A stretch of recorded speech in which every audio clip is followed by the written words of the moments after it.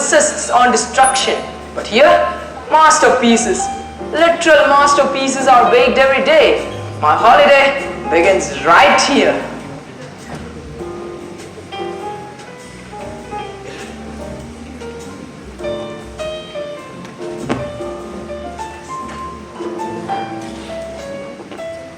Hercule Poirot? Monsieur Book, it's you.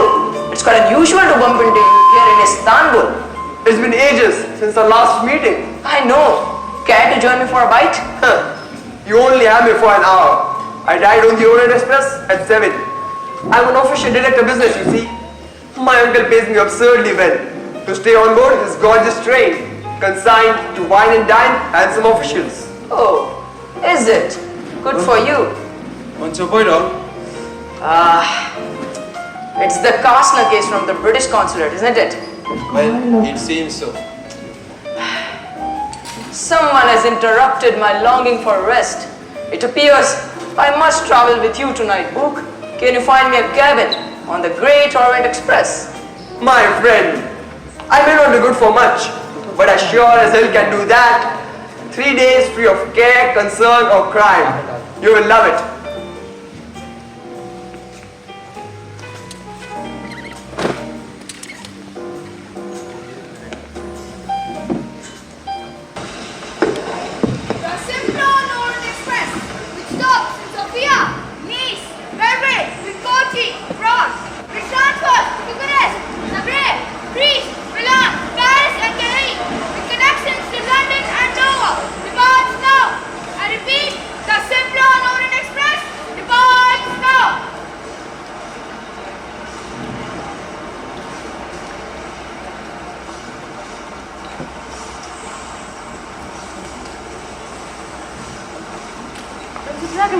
It's lovely to see you.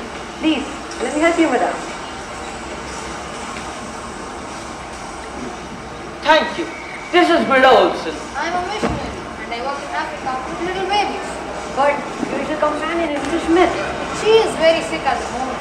Yes, the doctors say it's a cardiac event, but she is German, so it's very unlikely to slow her down. Compartment 11, Princess, as usual. And Miss Olson, you'll be sharing your room with Miss Mary Debenham in compartment 4. Hi, Mrs. Debenham. Ah, Madam Olson. You'll be sharing your room with Miss Olson here.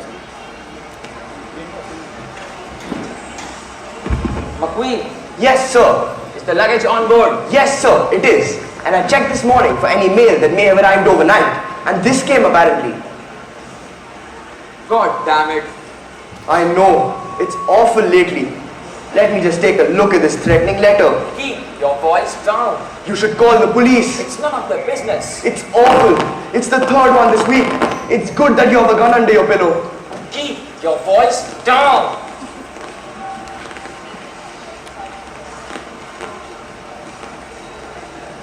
Excuse me, can you guide me to compartment number 7? Monsieur, compartment number 7? I believe there must be some mistake. Let us hope not. I must get to London by the end of this week. My name is Hercule Poirot. Hercule Poirot, the detective? Oh, Hercule Poirot. I've heard of you. You're famous. Merci, monsieur. Ratchet. Samuel Ratchet. A name in import and export. I might have some business for you. I am afraid I am on vacation, sir. You'll change your mind once you hear the price. Monsieur, Ratchet, you're in compartment 2. I know. We'll talk about this inside.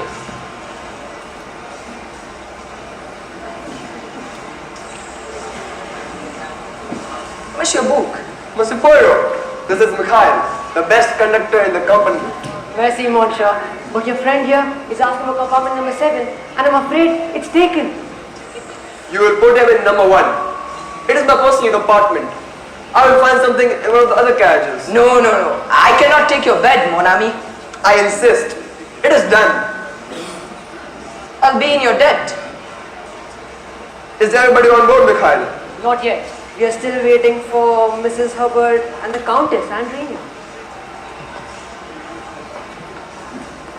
Ah, there she is. One of the greatest beauties of Europe.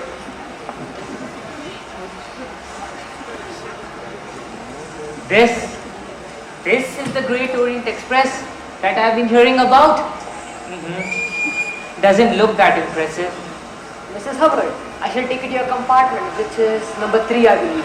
Fine, proceed.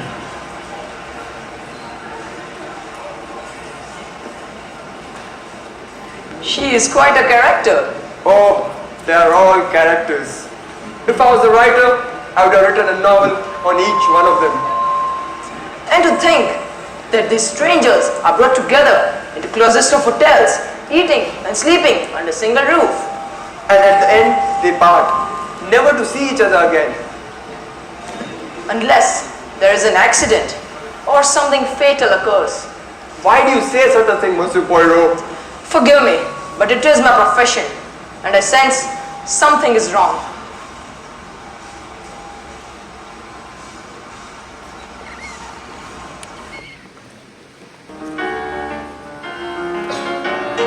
This environment is good.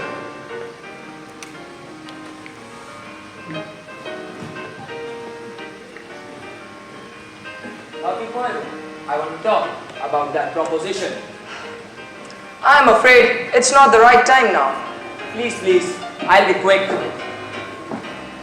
Okay, proceed. I have a new job for you, and I guarantee you, you will take it. It's big money, you know. Go on. You see, I have an enemy. Since you are successful, I would guess that you have many enemies. Exactly. I've been getting some threatening letters lately, and I want another pair of eyes snooping around, and I'll pay you $5,000 to do the same. I am not for sale, monsieur. I have been very fortunate in my career, and I have been taking cases of my own interest. And frankly, you do not interest me. Do you want me to grovel? Nothing, except to leave. You will regret this.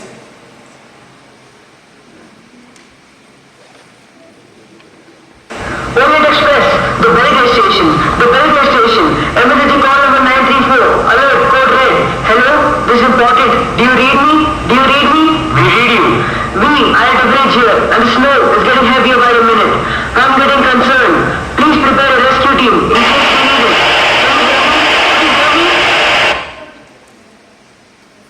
Help! Help! Someone, quickly help! Mrs. Hubbard, what is it? There was a man in my room. I'm sure of it. Where did he go? That way, just now. But I just came from there, and there was no man. Well, maybe he ducked into one of the compartments or something. I do not know. But I'm telling you, I was lying in my bed, dead to the world. And I see this man going out through the door. And he's wearing this uniform. But where would he come from? I do not know. He just suddenly appeared. And he looked like... I do not know. I barely saw him. How is this possible? Perhaps you were dreaming. No, I was not dreaming. When I dream, my mouth gets dry. Does my mouth look dry to you? And your door was locked? Yes, it was locked, of course. The people have keys, don't they? You have keys. Do you not own this company? No, madam. I run this company, and I will look into the matter. Well, alright then. But hurry up about it. I do not feel safe.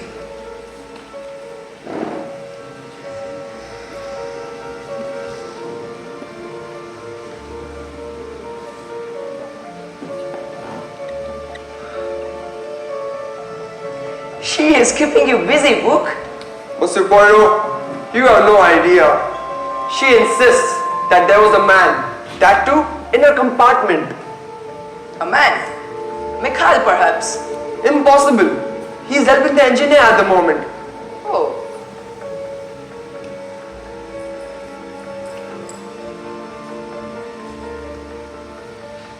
Book, are we not moving?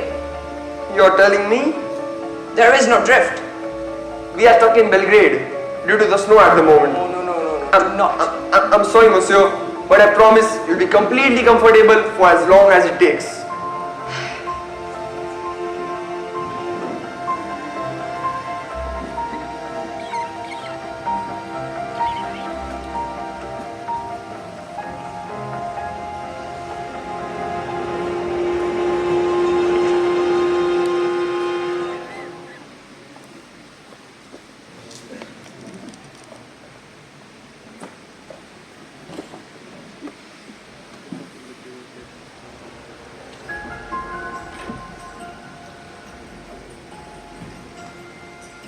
Good morning, madams.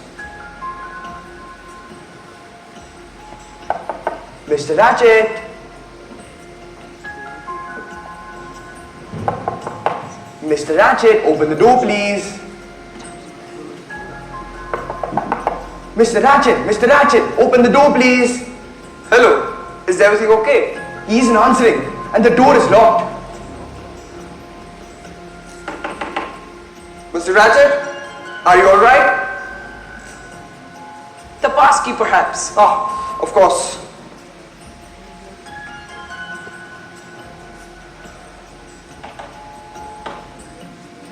It's been chained from the inside.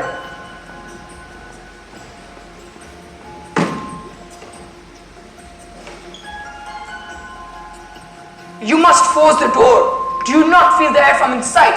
It's freezing. Quickly!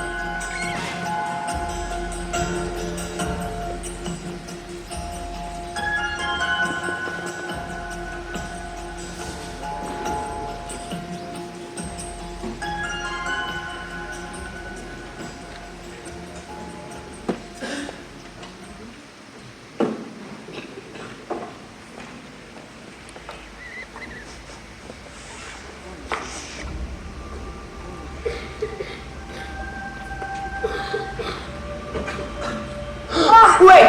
Do not touch anything! Not a speck! Calm down, Miss Olsen. Please take Princess to her room.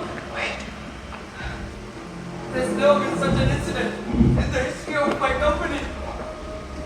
What are you doing? I am examining the wounds. There seems to be 8 stab wounds on the chest of Mr. Ratchet. Monsieur McQueen, when did you see him last? Me? I don't know anything. He was fine last night when I poured him his wine.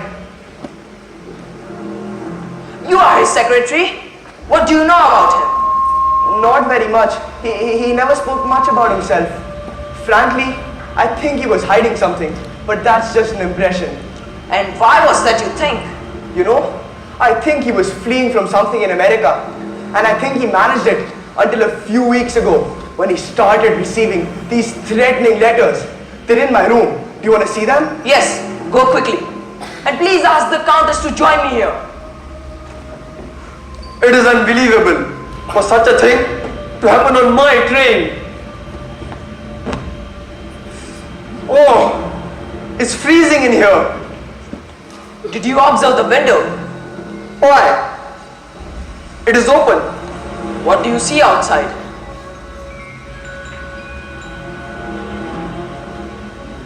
Nothing. Exactly. No footprints. No mark on the snow.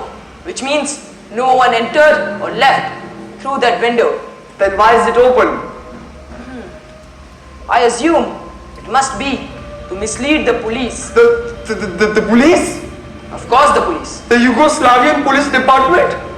No. We do not want them. You must solve the case. And then you must tell them who did it. My friend, I have interfered too much already. But my company is at stake. Our sales will plummet if this gets out. But I'm due in London in 3 days' time. Then solve it in 2. You're a magician. I've seen you work. Please. Okay, fine. But I will need the blueprint of the coach and tickets of every single person on board. Consider it done.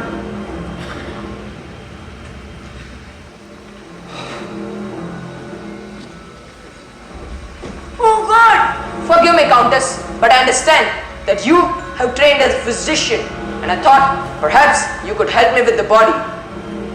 Please. Sure.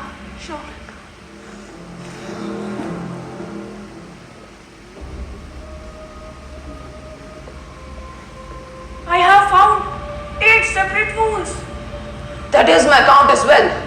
Can you estimate the time of death? I would say it is between 8 and 10 hours ago, which puts the time between midnight and 2 o'clock. It appears the killer was wild, a frenzy of some sort. And in regards to the 8 stab wounds, out of which 5 appear strong, but 3 mild scratches. But the question over here is, why did Mr. Ratchet not fight back despite having a weapon under his pillow?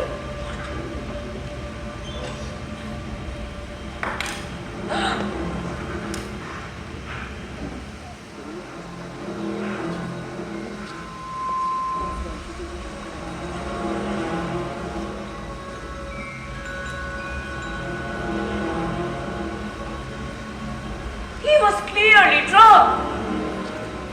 That is why he did not fight back.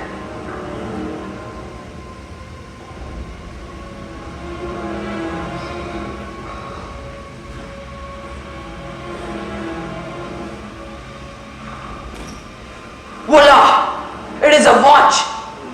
The face is smashed and it is stopped just at 1:15. As I said, the time is also between midnight and 2 o'clock.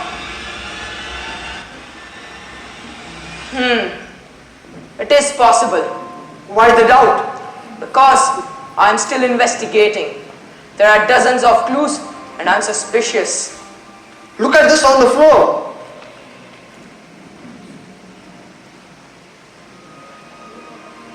It is a lady's handkerchief with the letter H on it. And this is yet another clue. My God, so much tension.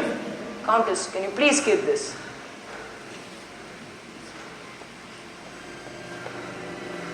What is that in the ashtray?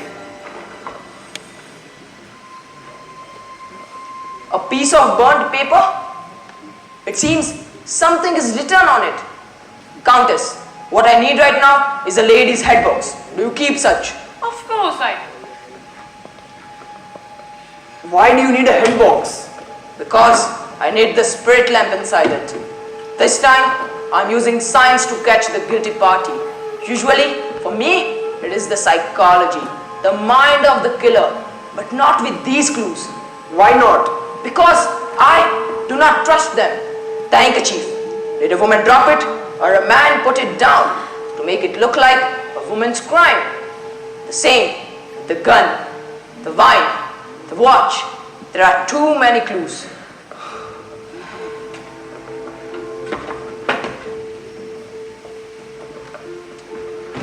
Merci.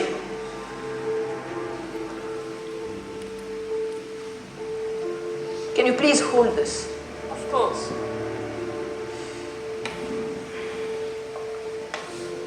Oh, what do you think? Monsieur Poirot, I have found the letters.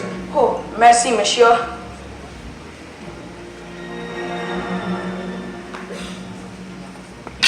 Oh, sorry.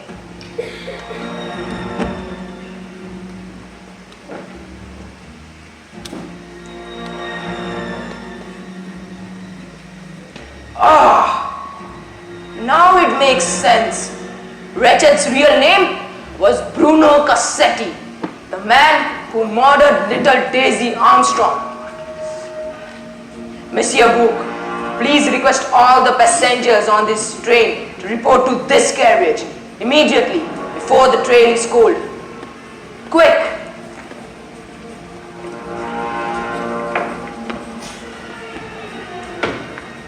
And so it begins.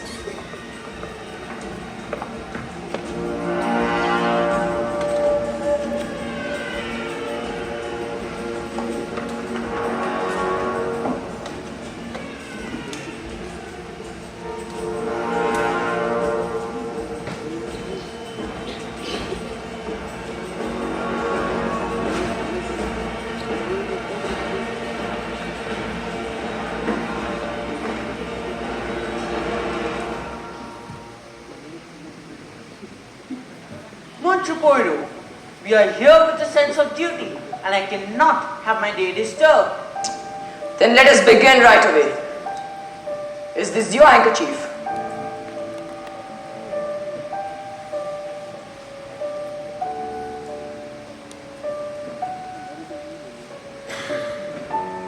Of course not. The initial on the handkerchief is an A, which is certainly not mine. Is it yours, Mademoiselle? Mine? No, no, no. I cannot afford such a beautiful thing as this.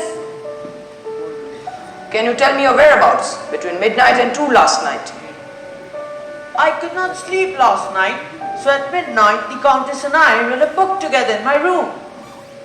And what about you, Mademoiselle? From about 12 to 2, I admired the beauty of life with Mrs. Debenham. Have any of you ever been to America? Yes, I've been to America quite a few times. Unfortunately, I have never been to America. Now, just one more question. Are any of you aware about the identity of the man who was killed last night? Yes. His name was Mr. Ratchet, and I pray for his poor soul. No, my dear. His name was Bruno Cassetti, according to the Countess. And what I pray for is for his soul to burn in hell for all eternity. My God! He was the murderer of Daisy Armstrong, the granddaughter of my dearest friend. That will be enough information from you both. You both may take your leave now. Miss Olson, can you please ask McQueen to join me?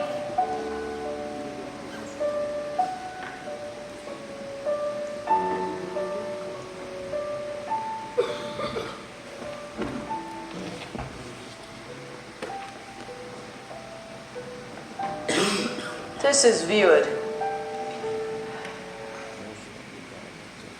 Mr. McQueen, please be seated.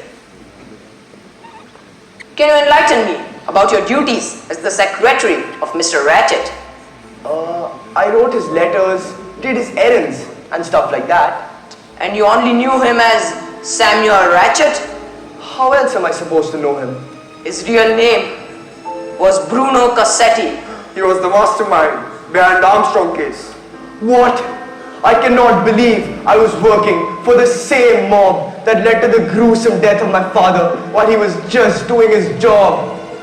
Oh, so you do know about the Armstrong family. Can you give me an insight on them? Mr. Armstrong's sister is married now. Her name is Helena. Her mother was an actress. There was a governess, baby nurse, and poor Susan, who killed herself due to the accusations of her killing the baby. Monsieur McQueen, can you write your name on this piece of paper? Monsieur Book, a pen please.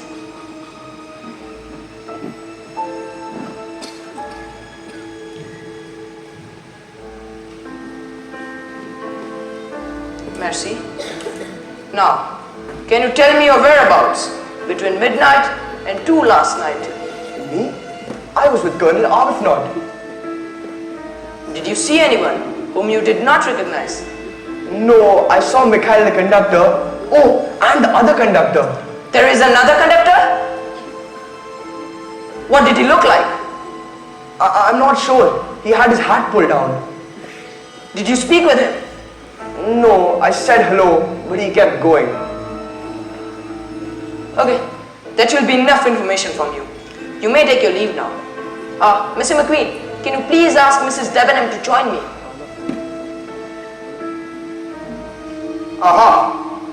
I knew we would get a breakthrough. A man was in a uniform. Now the question is, where did he go? No, my friend. The question now is, does such a man exist? It could be invention of McQueen. Monsieur Book, you owe me an apology. Do I now? Yes, you did not believe me when I told you that there was a man in my room. Guess what? I have found a button similar to those of the conductor.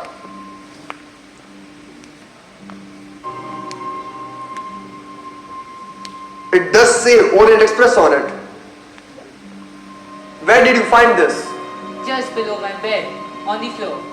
This can mean that the man who stabbed Ratchet entered my room at around 1:15 and I was able to feel his presence. Can you tell me your whereabouts between midnight and 2 a.m. last night? I was in my room at around 1 a.m. when a man came inside and scared the living Jesus out of me. Now, just one more thing. Can I get your name on this piece of paper? Sir, book, pen please.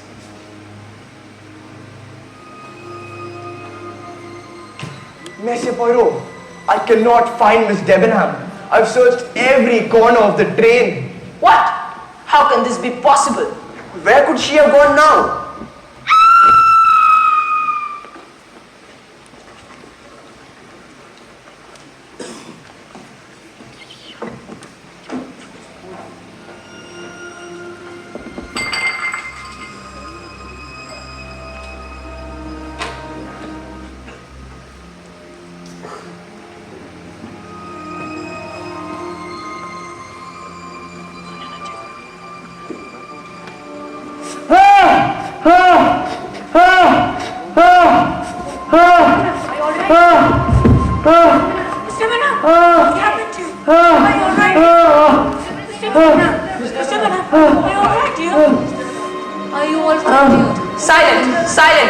Everyone.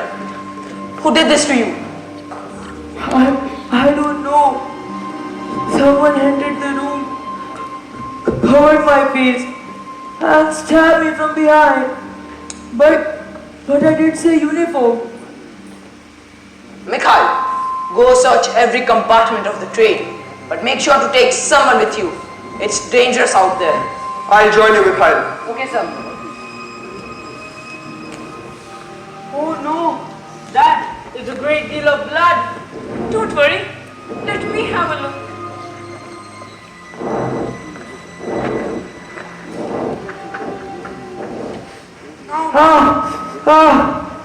Do not move your arms, Debenham, because I am going to apply ointment on the wound.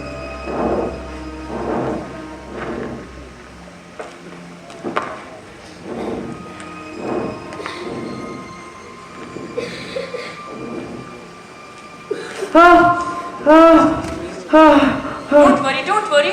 Please apply some pressure on it. Don't worry. Mrs. Debenham, can you please tell me the story from the start? You see, I woke up with a splitting headache. That's when I searched my bag for some aspirin, but it was missing. So I went out of my berth looking for Mrs. Hubbard in her room, but she was missing as well. So I searched her makeup bag for some aspirin. I'm so sorry, Mrs. Hubbard. No worries, dear. As long as you're okay. That's when I saw a knife covered in blood. A knife on my bed? Yes, Where is it? he's still there. I'll go get it. Wait, nobody will go anywhere. I will retrieve the knife when I'm ready. Go on, Mrs. Debenham.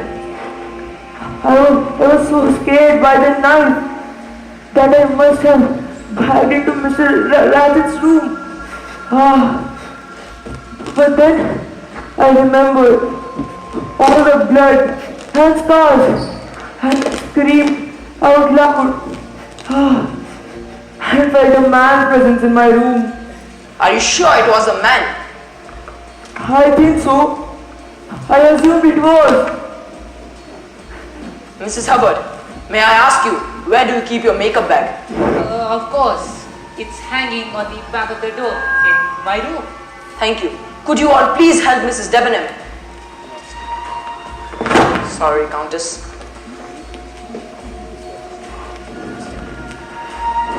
Kindly lie down.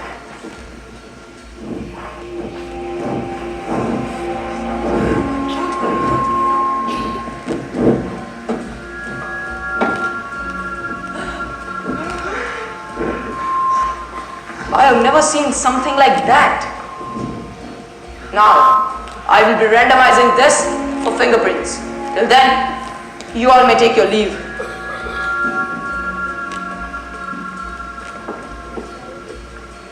Monsieur Poirot, I would really appreciate if you speed up the process, or I intend to sue the company on the basis of sheer anxiety.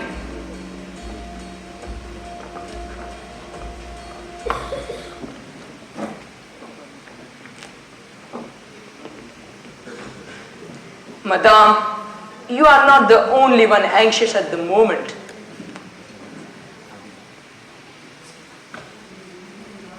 Belgrade, come in please. We have an emergency. We cannot reach Belgrade and we are 20 miles from the nearest town. We need assistance. Belgrade, come in.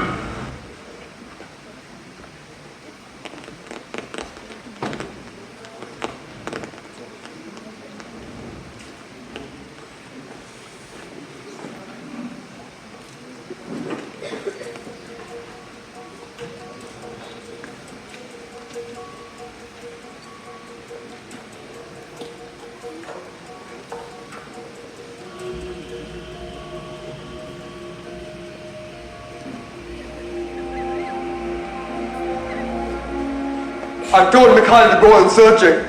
He might find something. I do not expect so. Where is this man who is dressed like a train conductor? I have no idea. That is the problem. Every time I find a piece of the puzzle, there is a suspect who has an alibi. What about Mrs. Olsen? She is strange and there is something not right about her. But she insists that she was with Mrs. Debenham, chattering in their room until quite late. Yes, monsieur. You called for me? Please be seated, madame. Now, at the hotel in Istanbul, I heard you speak with Kalnan, and I found that you were terrified of missing the train. May I ask you, why was it so important to you? It wasn't that at all. I just didn't want to be late. But you said that you wanted to get it all over, get it all behind you. You seemed quite agitated. I'm afraid you are reading too much into it. Forgive me, madame, but it is my profession. And sometimes I'm a bit too imaginative. And as of the murder, I assume that you know that the man who was killed was Bruno Cassetti. I do. What do you know of the kidnapping? Nothing really. I've never been to the States.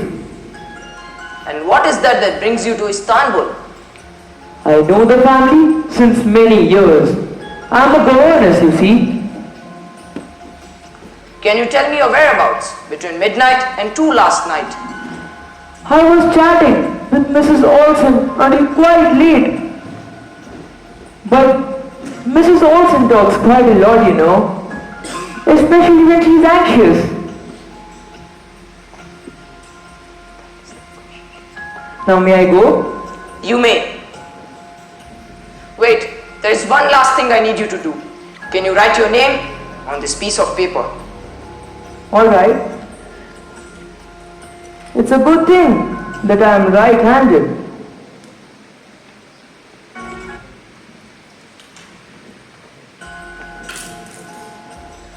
Such a lovely woman she is. She is a complete liar. Did not you see how she denied saying all of those things earlier? Oh God, do you suspect her of Cassetti's murder? It is not impossible. Oh, but it is. She is calculative. She will not stab a man to death. She will sue him in court. No, my friend. You would be wrong if you think that this crime is sudden and passionate. This is a long-headed crime, and I will bet my career on it. Pardon, Monsieur. I finished the search. And Nothing. There's no sign of Wilton anywhere. If you would like, I could show you around. No, that is quite all right. Now, Mikhail, will you please be kind enough to remove your tunic? please do as said.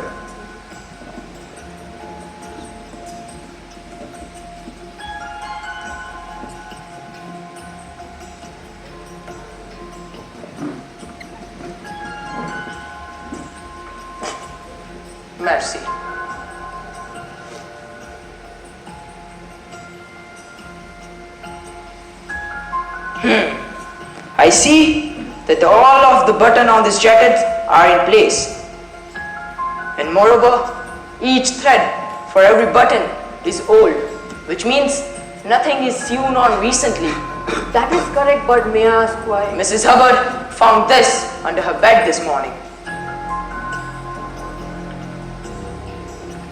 It's not mine, Monsieur. So I see. Mikhail, are there any other conductor in attendance on this train? There's one in second class, Monsieur.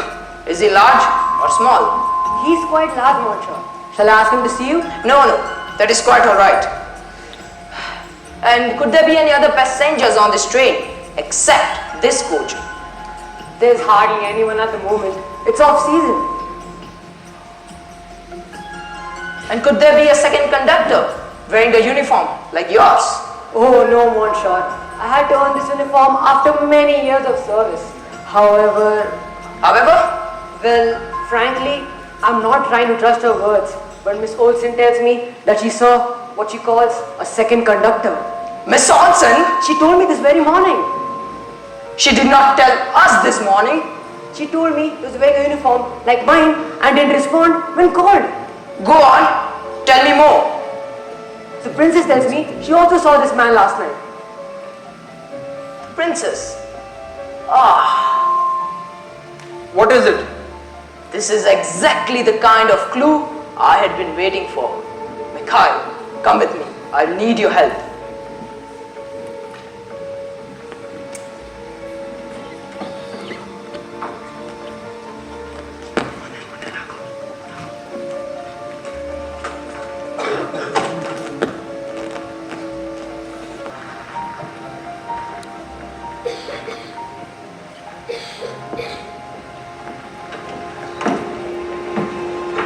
Miss Olsen, we need to have a look into your suitcase.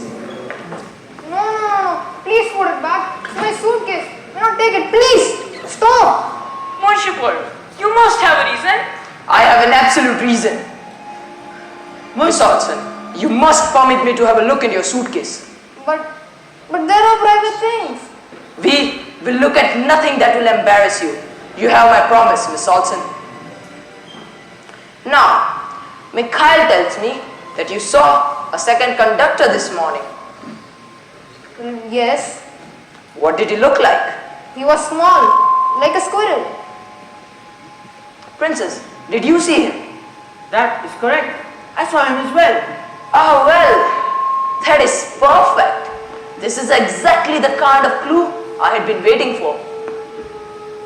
It seems every single person on this train has seen the second conductor, except for myself and Monsieur Book. Now the question is, where did he go? But why choose me? There are other suitcases. Check the others first. Princess, will you please be kind enough to raise the lid and tell me what you see inside?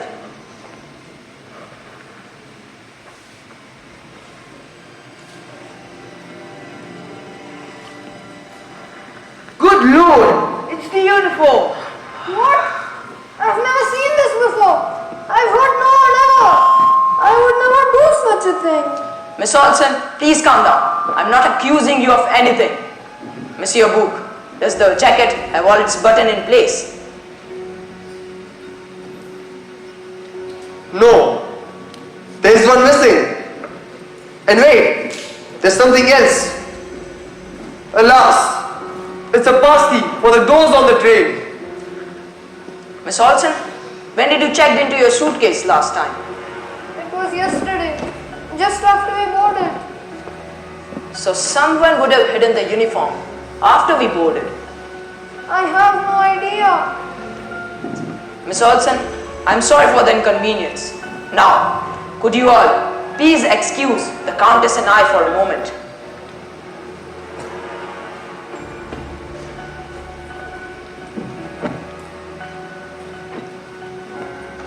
You seem to be in trouble.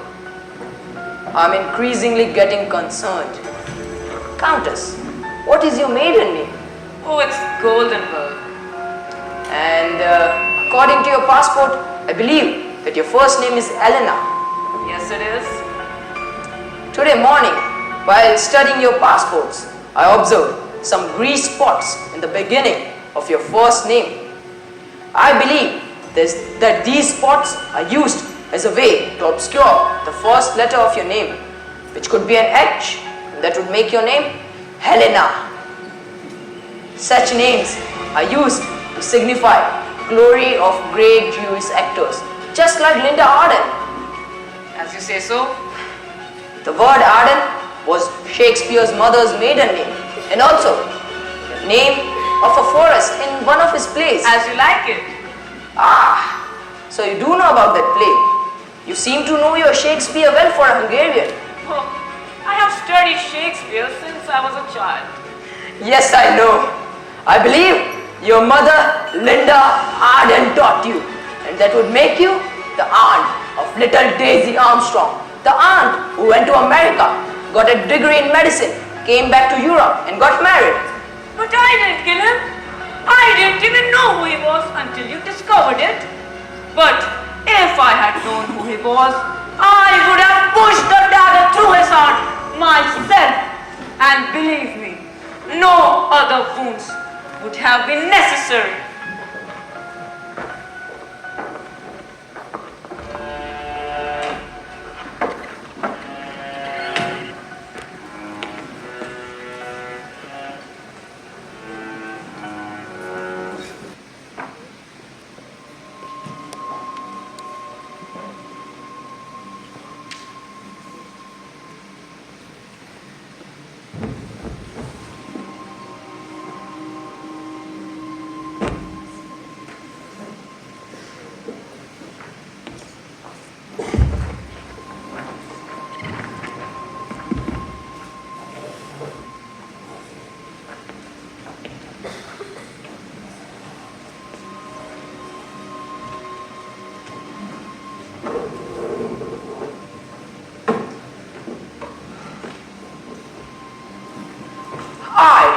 Have an announcement to make. Ladies and gentlemen, I have called you all here to reveal the murderer of Bruno Cassetti. Finally! But first, there is one last passenger on this train not accounted for. Colonel Arbuthnot, do you mind answering my questions? Sure. Please do ask. Have you heard of the Daisy Armstrong case? Yes, I have. She was inhumanely murdered by Bruno Cassetti. And did you know that Charles Armstrong, who was her father and who you worked with? No, I did not know that. And did you know that he took his own life in that tragedy? No, I did not know about that either, though I'm very sorry to hear. Now, at their hotel in Istanbul, I overheard you say to Mrs. Debenham, wish she was out of all of this. Then she said that no one should see you both together until it was all behind you. What did you both mean by that? And Madame, What are you implying? please be seated, Colonel. I am still talking. Whom did you want out of what? And she wanted to get what behind her? I am getting a divorce. My wife will file a case in court against me if she finds me socializing with another woman. That is why we wanted to keep it secret. All thanks to you for publicizing our relationship, not knowing what you're doing. I know what I'm doing. I'm investigating the murder of Bruno Cassetti. He deserved to die. Aha! So you knew who he was. Yes, these people told me. And did you not know before these people told you? And were you not friends with Charles and saved lives together as you fought with the Indian army in the northern frontier? Shut up! Go.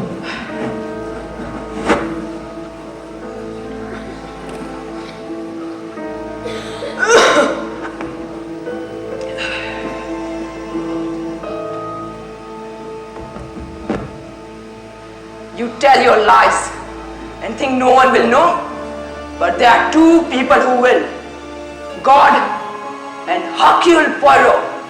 It is time to solve this case. The facts permit two possible solutions to this crime. The first one being Ratchet had enemies and rogue mafia enters the train at Wing Kochi. He stabs Ratchet and leaves through Mrs. Hubbard's compartment. No. No. It does not work. Why hide the uniform? Who stabs Mrs. Debenham, drugs Mr. Ratchet, and most importantly, where did he go? This is where the second solution blossoms. The first clue leading to the second solution appeared within an hour of my arrival at Istanbul, where I learnt that not even a single ticket was left in the first class compartment of Orient Express. It is never sold out at this time of the year. And it was at the platform where I met a most astonishing company of actors. Hungarian, Russian, Swedish, French. What were all these people doing on the same train? Something was amiss and nothing was normal. Consider the moment in the corridor last night. Help! Help! Someone quickly help! Mrs. Hubbard, what is it? There was a man in my room. I'm sure of it. And then a businessman dies in a locked room in a turret of Cassetti. Then I was offered with a feast of clues. The gun, the wine, the open window, until one clue of real importance was found. The broken watch. But for me, the importance of this watch was not the time that it showed, but the place where it was found. It was found in Cassetti's pocket. Don't you all think that it is a very unlikely place to keep a watch? Which led me to conclude that the watch was placed there deliberately, so that I would think the time of death was 1:15, when everybody on this train had an alibi. But in fact, Cassetti did not die until after 2 o'clock, when nobody on this train has an alibi. You know what? I think we do not need to answer. Please be seated, Mrs. Hubbard. Now, second clue of real importance was found. The handkerchief with the letter H on it.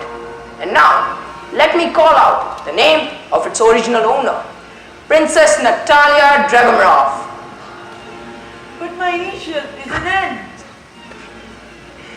Except that the letter N in Russian alphabet is written just like the letter H in English alphabet. Thank you. I must have dropped it. I knew that. Now comes the most puzzling cards of the entire case. As some of you may recall, ordinary scream. This was a fabrication so fantastic that for a moment even I was confused. But as soon as I saw Mrs. Debenham, I knew it was all a shout of performance. Why would a man just 2 feet away graze the victim in his arms? Which meant that Mrs. Debenham had stabbed herself. What utter nonsense are you speaking? I would have to be crazy to do that. Exactly.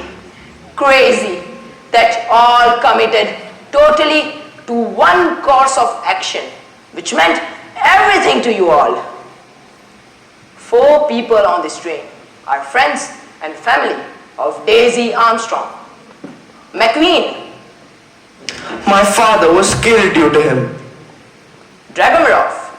Her grandmother is my dearest friend. Countess.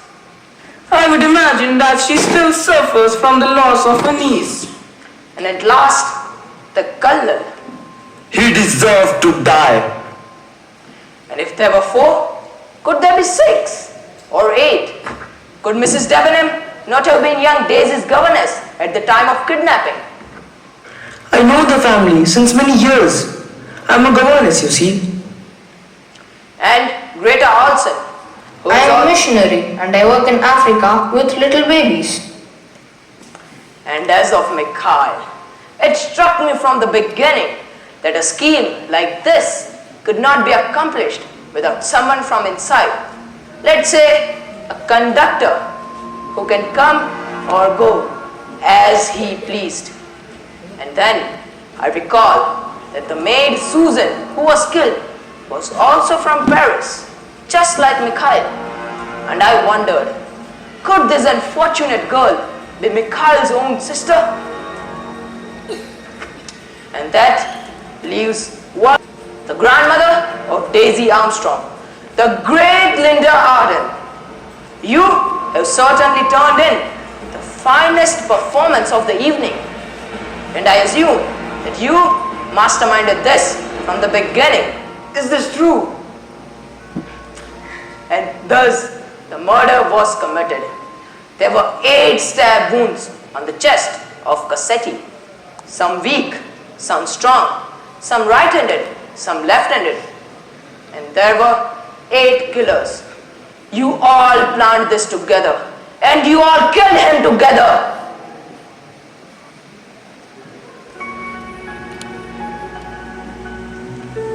For my goddaughter.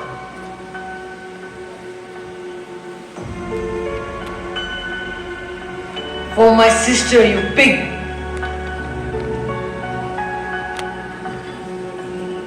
For Charles.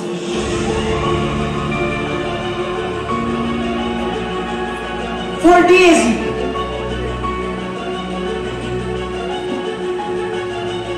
For Daisy.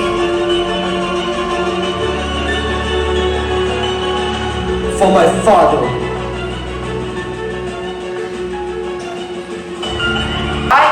Tell them the truth. No, you cannot inform them about us. This is the only way to provide justice. For Daisy. For everyone. Colonel, please let me speak.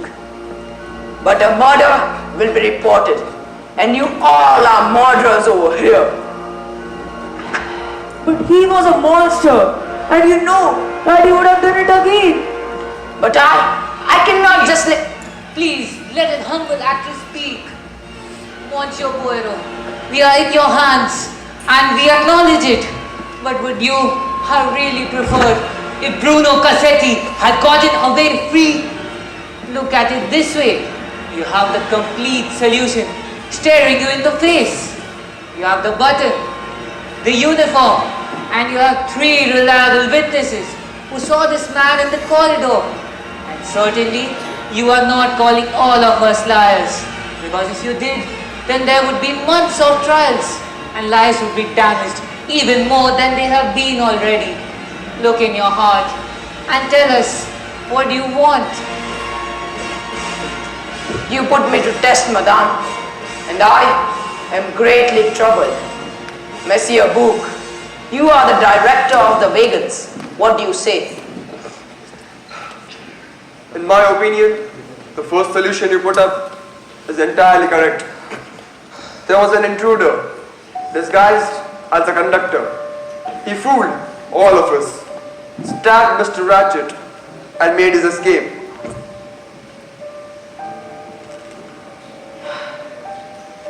So long, my friends. May you all go with God, and I hope He gives you strength.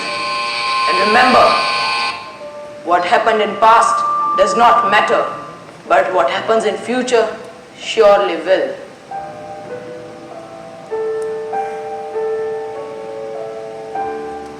So the case was over at last, and the passengers went their separate ways. I heard, since that time, Miss Olsen did get to Africa for the first time, was back to his train. The princess left us for the great beyond. The countess returned back to her husband. Monsieur Bouc and Monsieur Poirot remained great friends. And as for Mrs. Howard, the great Linda Arden returned to the stage.